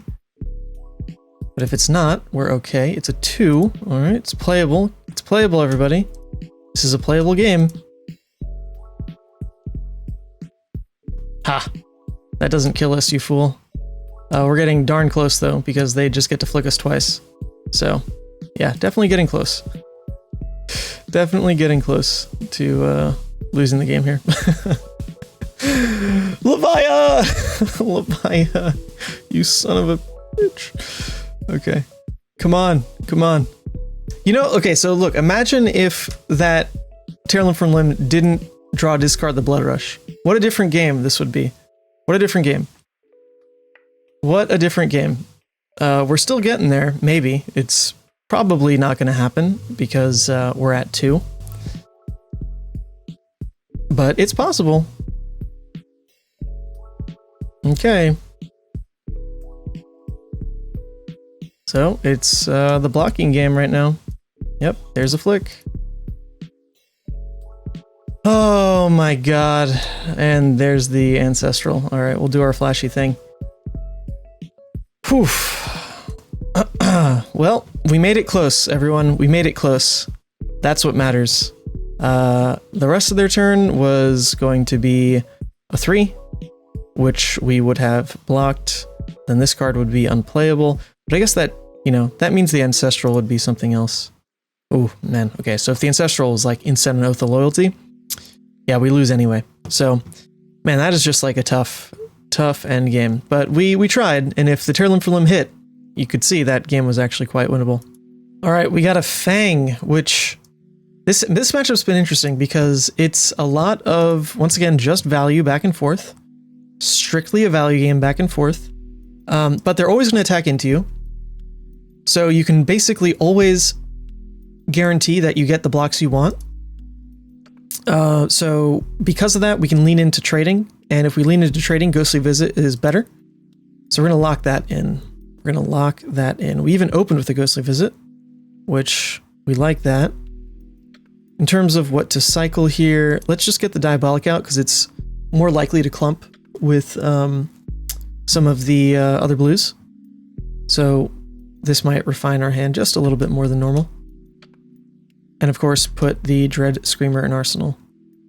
So, yep, we always give our opponent cycle on turn 0, but we just can't help it. Like, we need Graveyard. It's how our deck functions. Ooh, this is juicy. This is juicy. We can either block Graveling and Sigil and then just return Dread Screamer into Ghostly Visit, which is pretty hot. Arsenal the Tear Limb from Limb. Or we can just send the Tear Limb from Limb. That puts us 3 cards in Graveyard. Counting on that it actually discards a 6, we can then play the Dread Screamer. You know, I think our best rate is going to be the block with Graveling line.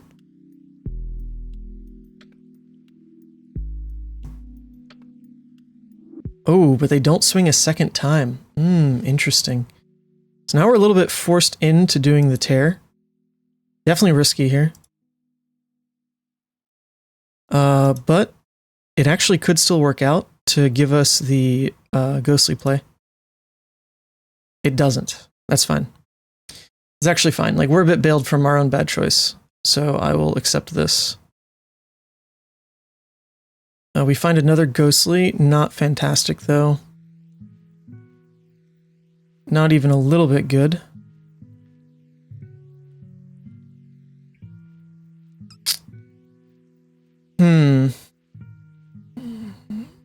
I mean, we have the ghostly ready, so I think what we do is just block, play out the ghostly Arsenal Bloodrush Bellow. Is going to look the best for us.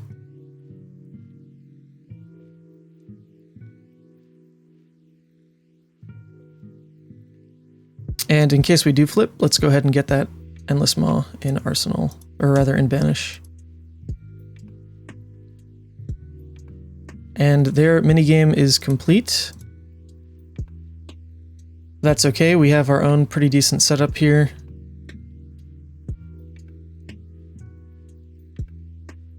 That is not optimal though, not even a little bit.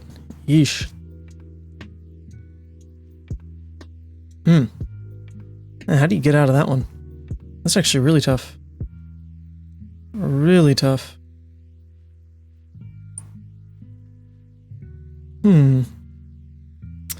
Basically, we have to hope that they provoke us. That's kind of funny. If they provoke, then we get to give them one of the blues. I think we kind of like have to take this gamble. This hand just like legit doesn't play any other way. So for the gamble to work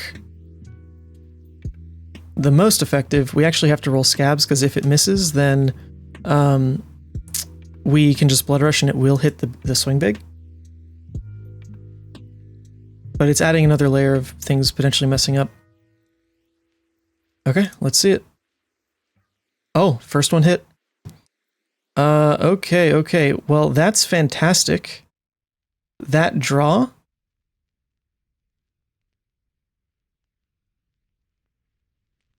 Yep, they're gonna Kabuto here. They will Kabuto. But I'm actually okay with this, because we have another Bloodrush on the follow-up. We have no blood debt anyway. Let's go ahead and give them 10. We have a Bloodrush on the follow-up. We force their Kabuto out. Another strange hand for a Bloodrush play, but it means we actually might just pivot it to tear limb from limb. I could totally see that. We are marked. I mean, that just happens like every time. I guess we have an opportunity to stump them pretty bad. If we just go Husk Scowling, that's up to 8. So we'd have to go basically to 9, because generally their pumps are going to get it to 4. I'm fine with that. Let's go. Let's maintain some momentum here. We want a big tear limb from limb turn into... No. Oh, okay. Wait, why did they pass? I'm a little confused. We want the Beast Within. Let's hit that. Oh, that's good redundancy. Now we'll do this. And now we'll do this. Okay. Not the best in terms of rate, but it's about just maintaining the pressure. We just don't want our damage ceiling to be that low. And now we have a Bloodrush that we're waiting on.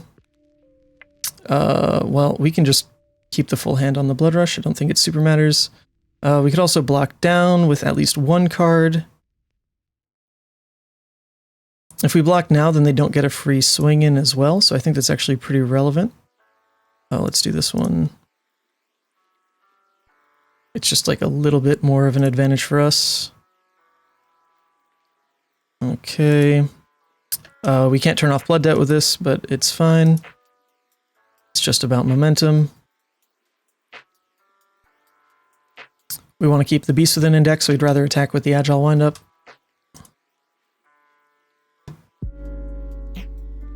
Okay. We still have momentum. They pushed down to 2 fealty, and then we've been protecting the marked since then, which I think was like a pretty interesting switch up in the game plan, because we seemed so ready for them to just like hit us. And then we held back and started to protect ourselves, which I think was actually like probably threw them off a little bit. So this hand's great. We can Soul Harvest for 1, 2, 3, 4, 5, 6 pretty easily. Do we want Mark the Beast in Arsenal? It's pretty good insurance after that, because we'll have quite a bit of blood debt, so don't mind that. I think we'll go that route. We can just say no blocks. No point in really expecting to flip anymore this game. But you know, the option's still open to us. These are not very powerful turns out of the out of the Fang, rather. All right, 1, 2 are happening every time. 3, 4, 5 are the best for the flip, And then I think we just push max damage since we know that we can turn off Blood Debt with that in Arsenal. So we'll actually go for it. We're not going to trim any misses beyond just the Ghostlies.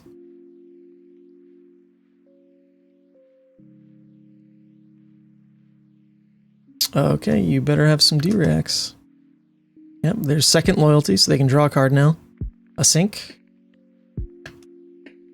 Okay, okay. That's 3 Diabolics in a row, so we definitely don't want to get to that. We drew an Agile Windup. Fantastic for having Mark the Beast in Arsenal. They cannot lethal us from this. They already spent their Fire and Brimstone as well. So we're looking pretty good.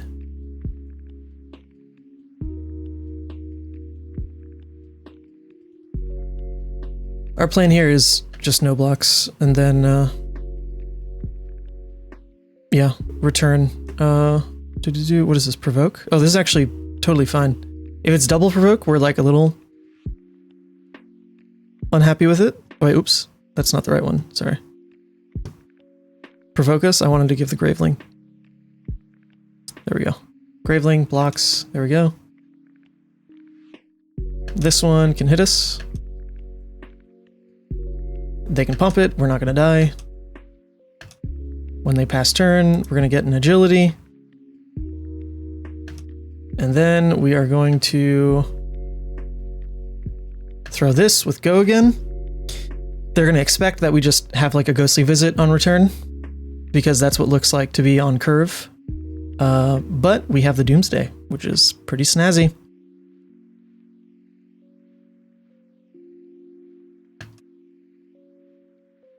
Doomsday. We could roll scabs, but I don't feel comfortable just, yeah, having the Doomsday sit there otherwise with that opening. But the resource was there. I think we have enough go again left in the deck still. With like another Bloodrush, we've got the Dreads, the Shadow Realms, we should be fine. What I am worried about is the misses in Graveyard actually look pretty tough, and we no longer can flip. So if we want to be super safe about it, we should call to the grave a Beast Within, just to make sure that Blood Debt is off this turn. I actually think we kind of have to, because this is 1, 2, 3, 4, 5, 6 misses in Graveyard. That's pretty gnarly. I don't want to lose to that from this position, so we are going to go ahead and do this. We lost Diabolic and Deadwood, okay. Now we're going to go ahead and try to get this off. Please give me go again, I'd appreciate it. We got go again, nice. Nice, nice. We get to Graveling now. Take their full hand, in theory fealty breaks. Oh, I guess not their full hand, yeah, they had Dynamos, true.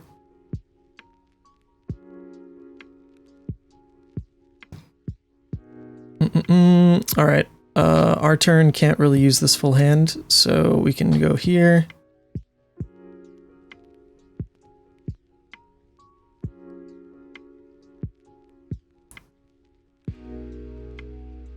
Yep. They hit us with this, yes, yes. Alright, so now our turn is a bit risky, but the way we guarantee that we turn off Blood Debt is actually through the Deadwood attack. So we're gonna have to drop the Sigil. I'd love to throw the 7, but it actually doesn't matter with Dynamos, so let's hold and just do this. We'll discard a 6. So we want... Yeah, if that's the top, then we draw that next. That's totally fine. So we draw, discard the Wrecker. We're gonna banish... let's go ahead and get our Blood Debt higher just in case we flip. Get us up to 12. Okay. We didn't draw a resource card. Well, that is unfortunate. That's actually really unfortunate. What the heck? What the heck?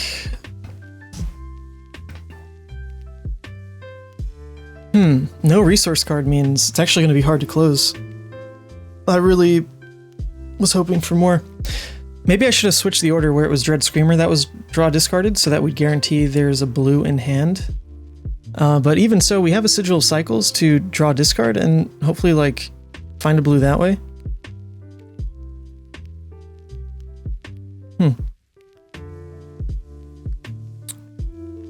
It's also possible we die, I guess, from this position. Like, they can have the massive pump. And we're giving cards, though.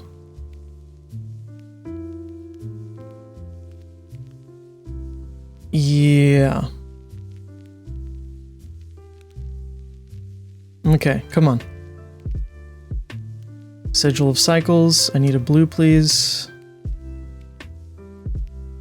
That is a blue. Okay. I'm actually getting worried from this position. If we can win. This might have to be a roll Scab's turn for the Ghostly. I think we're also just in a position where if this misses, the game's over anyway. So it's like a roll Scabs or lose from this spot. I think it is. I think it is. Because if we throw this and it misses, obviously it's game over. If we throw this, they just give 2 cards plus Valiant Dynamo, and then we're like really hemorrhaging because we have to give 2 cards again, you know, on each attack, or we risk dying to the pump 4, which makes their attack basically 6. So this is like a, I mean, it feels tough because we're like throwing the game away otherwise, but we kind of have to do it here. And we did hit it. Okay. We did turn off Blood Debt. Okay. Now 2 breakpoints together is actually meaningful. Right? We get to go 4 and 1. Loyalty. And did we get there? Exactly on that breakpoint? Good game. Oh, man, that was a slug. That was a slug. Next hand, also a bit short on go again. And in terms of blocking, it would have been block a card, or and then we're just like returning the Hungering Slaughter Beast. At that point, though, yeah, that'd just be so tough. These breakpoints don't matter as much. These breakpoints don't matter as much with the Valiant Dynamo at all for late game. Interesting. So against Fang, like, you've got to set up a little bit better. I don't know if the Ghostlies are good enough then. I think the Ghostlies might be the weak point in closing out that late game. Okay, we are against a Jarl, which I've finally gotten to play into Jarl a little bit, and it's actually harder than I thought, because their builds are just so different. There's a lot of Jarls that are completely aggro, tons of reds, pummels. There's a lot of Jarls that are on CYB. So actually the kind of like smokescreen effect of just the variance in their builds makes it very hard to properly sideboard. Either way though, we opt to go first pretty much every time, and we're going to opt for the Howls every time into Guardian as well. We also drew, hey, I mean, this hand's pretty good. We get to start with Sigil of Cycles. We get to drop Agile Windup.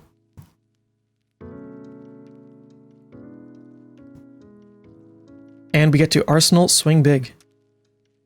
So that gives us 3 cards on turn 0. Oops. So check this out. By having a discard effect and a Sigil of Cycles,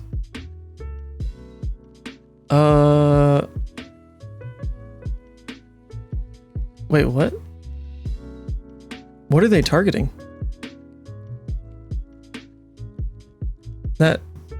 Hold up. That's not possible. That's a bug. It's not an attack.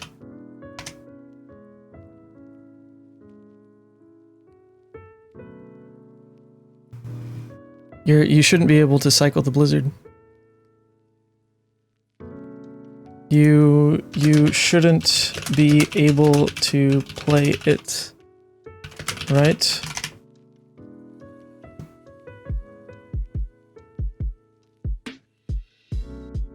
You know, I don't super care, so it's fine. I'm not that worried about it. I guess it just lets us cycle the Diabolic, but that shouldn't be possible. This is not a real attack. Don't think so, but that's okay. Fine. Shouldn't be legal, so we're both going to get something out of it. He's going to play it, I'm going to cycle my Diabolic. Okay, so the Sigil is letting us... ooh, do we want to just, like, discard? Yeah, let's discard that Howl. Let's go. Discard that Howl. We've got Sigil on a Beast Within here, which is, you know, draw 2 effectively.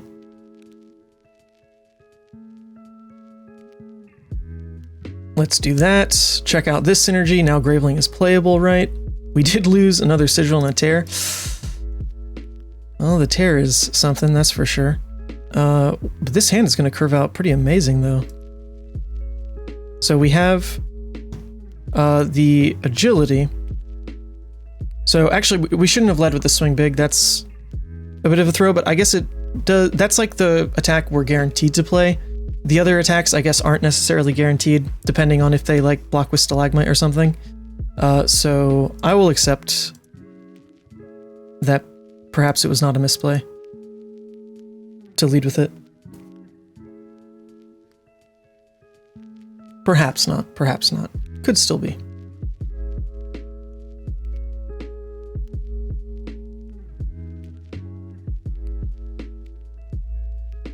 No, I don't think that's right anyway, though. This turn could look wide, I guess, from their perspective. It might look like it goes maybe too wide, right? Claw into something else. That's not how we're going to play it, though. I'm going to just go Graveling, Arsenal the Endless Maw. I don't feel like getting IP'd effectively is worth it if you go Claw and then he blocks a Stalagmite. It's hard to say, because I doubt they're going to do that. You know, it takes like a pretty heads-up read from the opponent to play it that way. I don't think they would, but you never know. Okay, a Oaken Old... Wait, it is fused, right? Yeah. Hold up.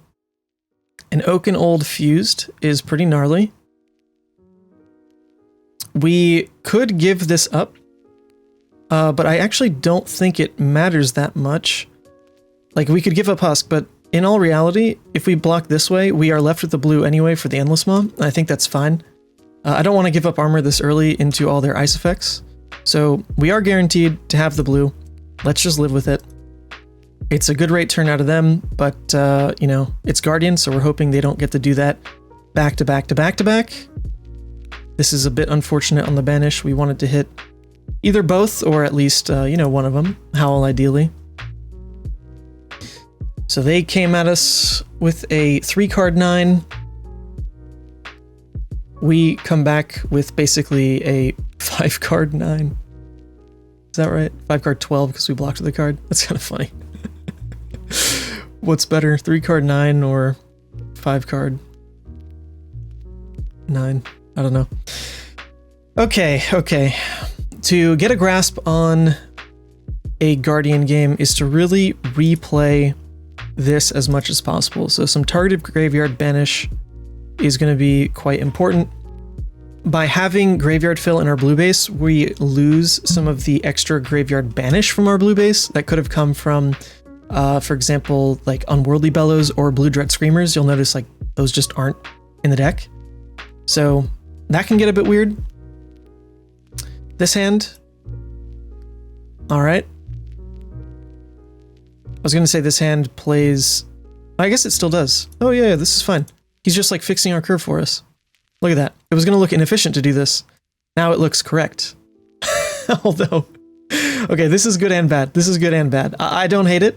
It's not a lot of blood debt to really care right now, but it's still 3 damage for no reason. So we're going to have to really make up for the fact we took 3 here by just replaying the Howl from Beyonds a couple times, right? Why not? Why not? So from what I can tell, this version seems to be the Pummel version.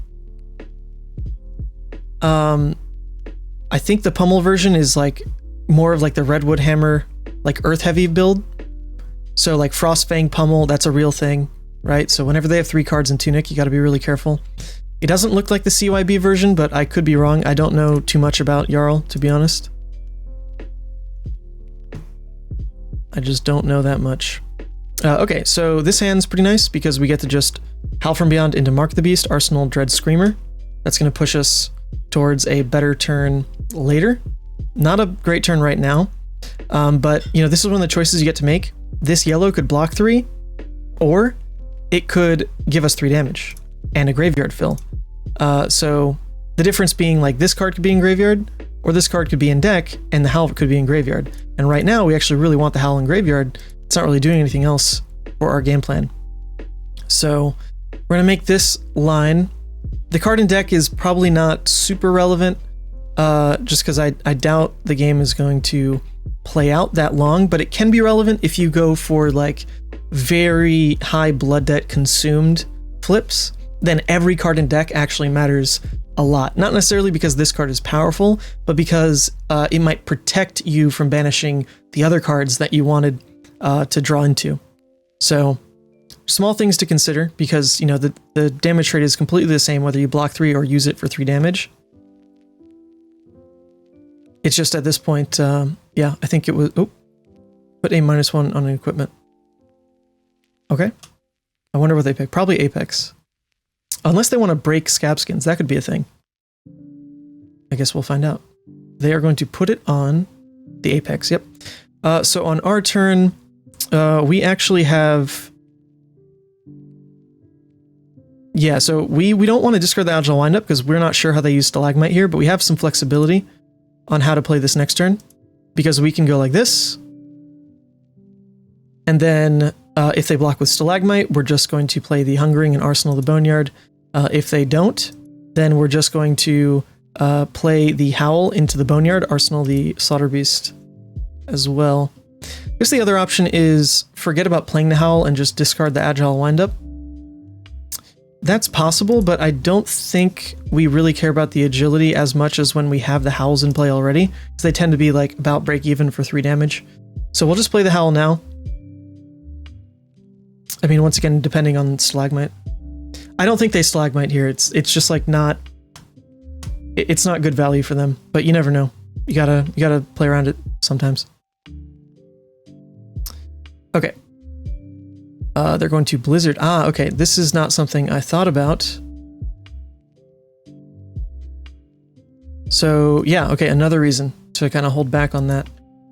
We're going to go like this. We're going to make it keep go again. We're going to close the chain. This is going to put us at quite a bit of blood debt, but we have double Howl ready, and we're going to have a Banisher. So I actually feel pretty good about pushing forward here, because as long as we draw resource cards, we are able to drop double Howl into the Hungering. I believe. This is like the old school Levia plays, and of course we don't draw enough resources. My god.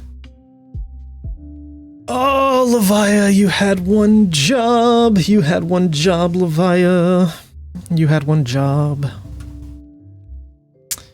Well, that is wildly unfortunate. We can play one out to go ahead and get our graveyard in slightly better position for next turn. I guess we can play out the second one as well. Oh man, this is tough. I actually think we're just gonna save some HP. Man, that is terrible. Imagine one more resource in that hand, and we get to throw the Hungering Slaughter Beast there. Pretty mortifying to have that happen, but nope, there you go. There's the resources.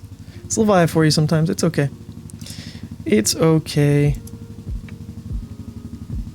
It's okay. Now their attacks actually threaten Husk, which is kind of annoying.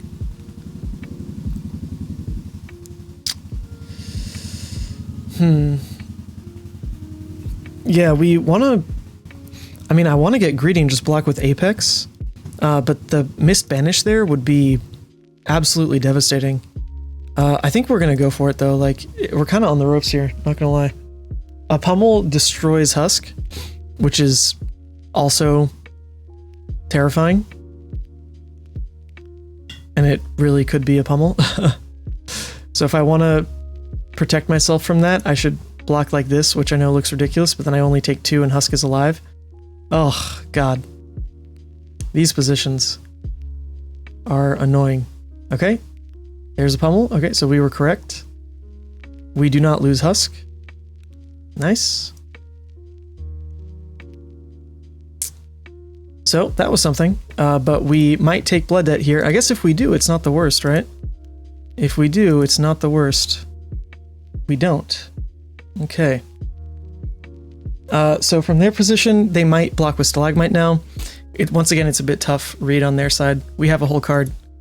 We don't have any floating. If it was like one floating, I think it looks suspicious to be like, oh, well, let's get them off Arsenal by like blocking with Stalagmite. I don't think from their position they necessarily do it, but it looks like they might. They might. Okay, they're not. Yeah, I think from their side it actually makes sense for them not to block with Stalagmite, which of course like we appreciate, but you never know. Okay. We're gonna block, or close the chain rather, come in for 7. Once again, we need to draw resources and we can stabilize the game with our howls. We also have not seen any Bloodrushes yet. But, you know, we are pretty much using Husk every time on this return. So we want them to take damage to try to get it out of us. Yep. Okay, not that much damage, just 3.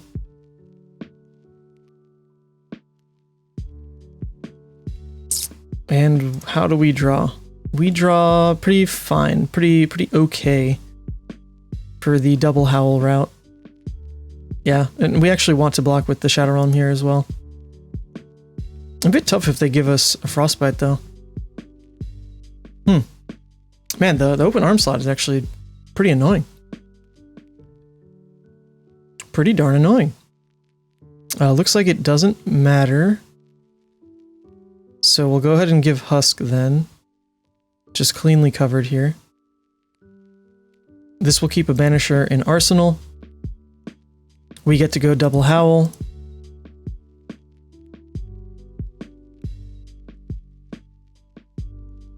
There we go. Going tall makes us immune to Blizzard and Stalag. They're going to block with Stalag anyway. Okay, I don't know about that. Man, where are the Bloodrushes though? We need some of our proactive graveyard draw, people. This is, I mean, look at this. This is no calls. This is 1 Sigil of Cycle played. We banished the other one. We also banished the Tear. So we actually just haven't been able to play our graveyard fill. Luckily, the Howls have stabilized us, that's for sure. Howls were great. We love that. But the rest is a bit a ways away, I would say.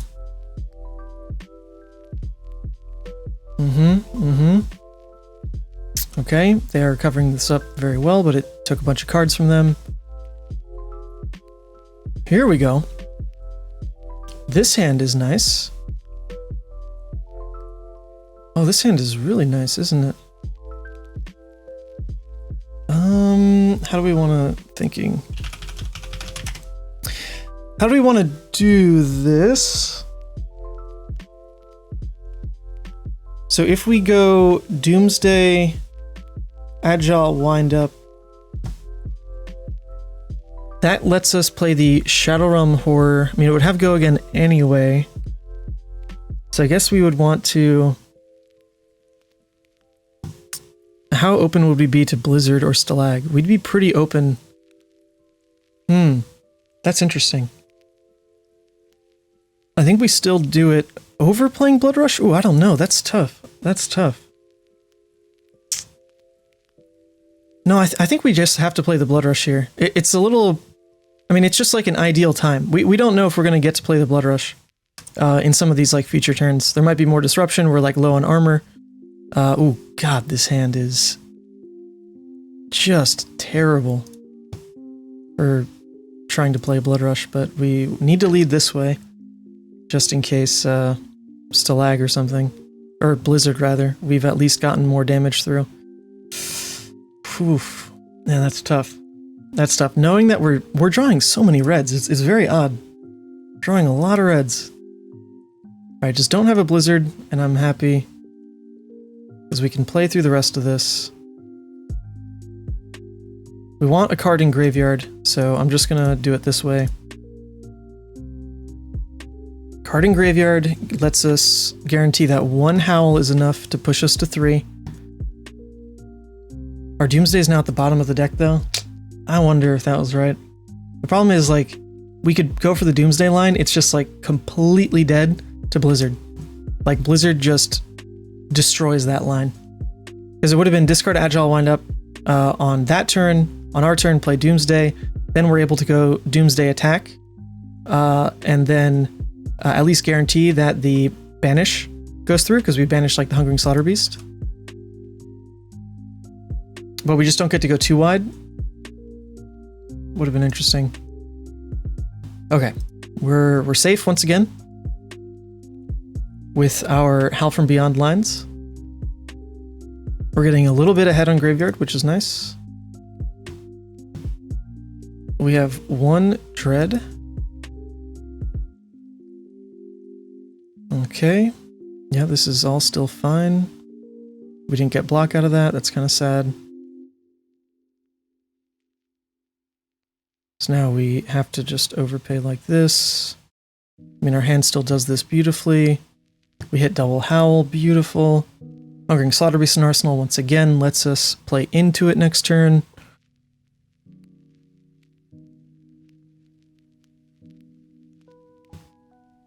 I'm rethinking that Doomsday line. Maybe it was better to just play the Doomsday, because then it guarantees that there is room when actually playing the Bloodrush.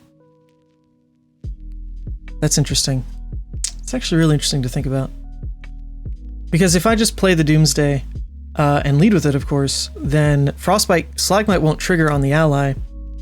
I could go ahead and guarantee banish the Hungering. And actually, if I do it that way, then the Agile Windup doesn't need to be discarded on that turn. It can be discarded the next turn. Ooh, yeah, I think that Doomsday turn was wrong then. I think it was wrong. There was a better way to do that. For sure. Better way for sure. Okay.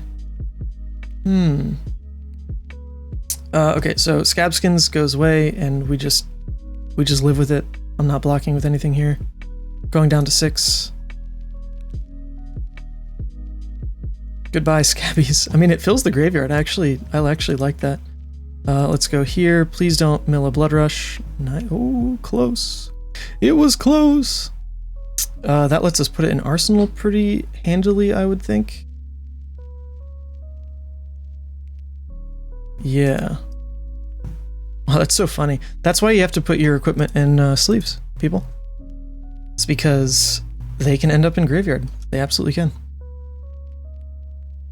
Okay. Ooh, a double Bloodrush? Is that what we're in for? Heck yeah, looks like. They have no more Stalag. Let me just draw blues, please, for the love of God. Let me draw blues, please. Oof. Oh, it's close. If I go for double Bloodrush but discard the blue and draw reds, it's like actually over. If I go for... I think there's no reason to push it. There's no reason to push it. This is like a totally fine line. Because in theory, if they don't have the Blizzard, then, you know, we just play out everything. We play it all out.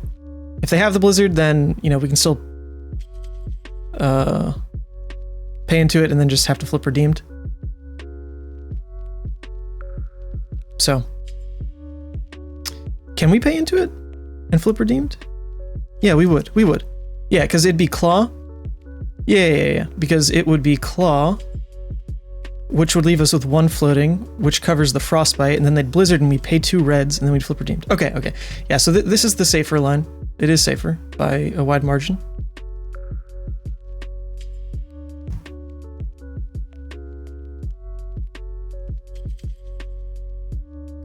Flipping redeemed at this point is actually a bit tough because we haven't played out the Howls. Okay, so they do have it.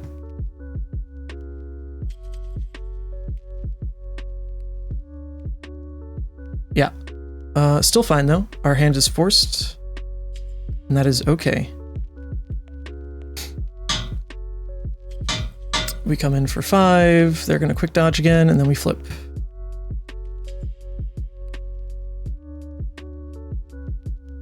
Go up to 8. No more Howls, but our deck is like pretty full of gas. And we have another Bloodrush. Do we have another Beast Within? We should have one more Beast Within. Yes, we do. Yep, 1, 2. So...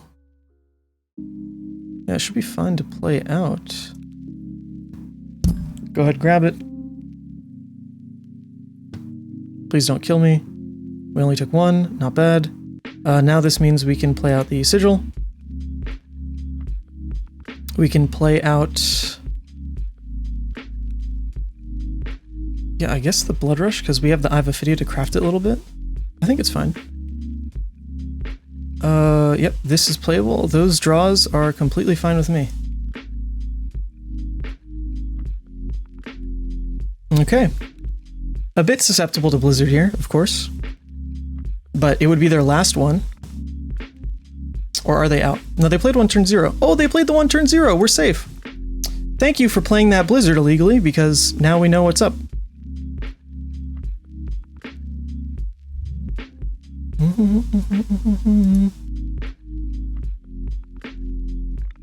I guess I should have bottomed this because we get a potentially better arsenal. So that was a mistake. That actually was a mistake. We should have bottomed this one to look for a better arsenal. GG's. Oh boy. Okay. That was really interesting. So hopefully you enjoyed those games. I played quite a few and was overall like truly impressed with how the deck worked. I think you can see some of the ups and downs of not so much the build, but still like what Levia has to struggle with, which is what we talked about in the beginning of the video. But there are some greedy choices that as you play with this, as you try to like see how it flows for you, yeah, like some of this is greedy. It really is. You know, you saw that awkward turn with the Doomsday and Eye of Ophidia.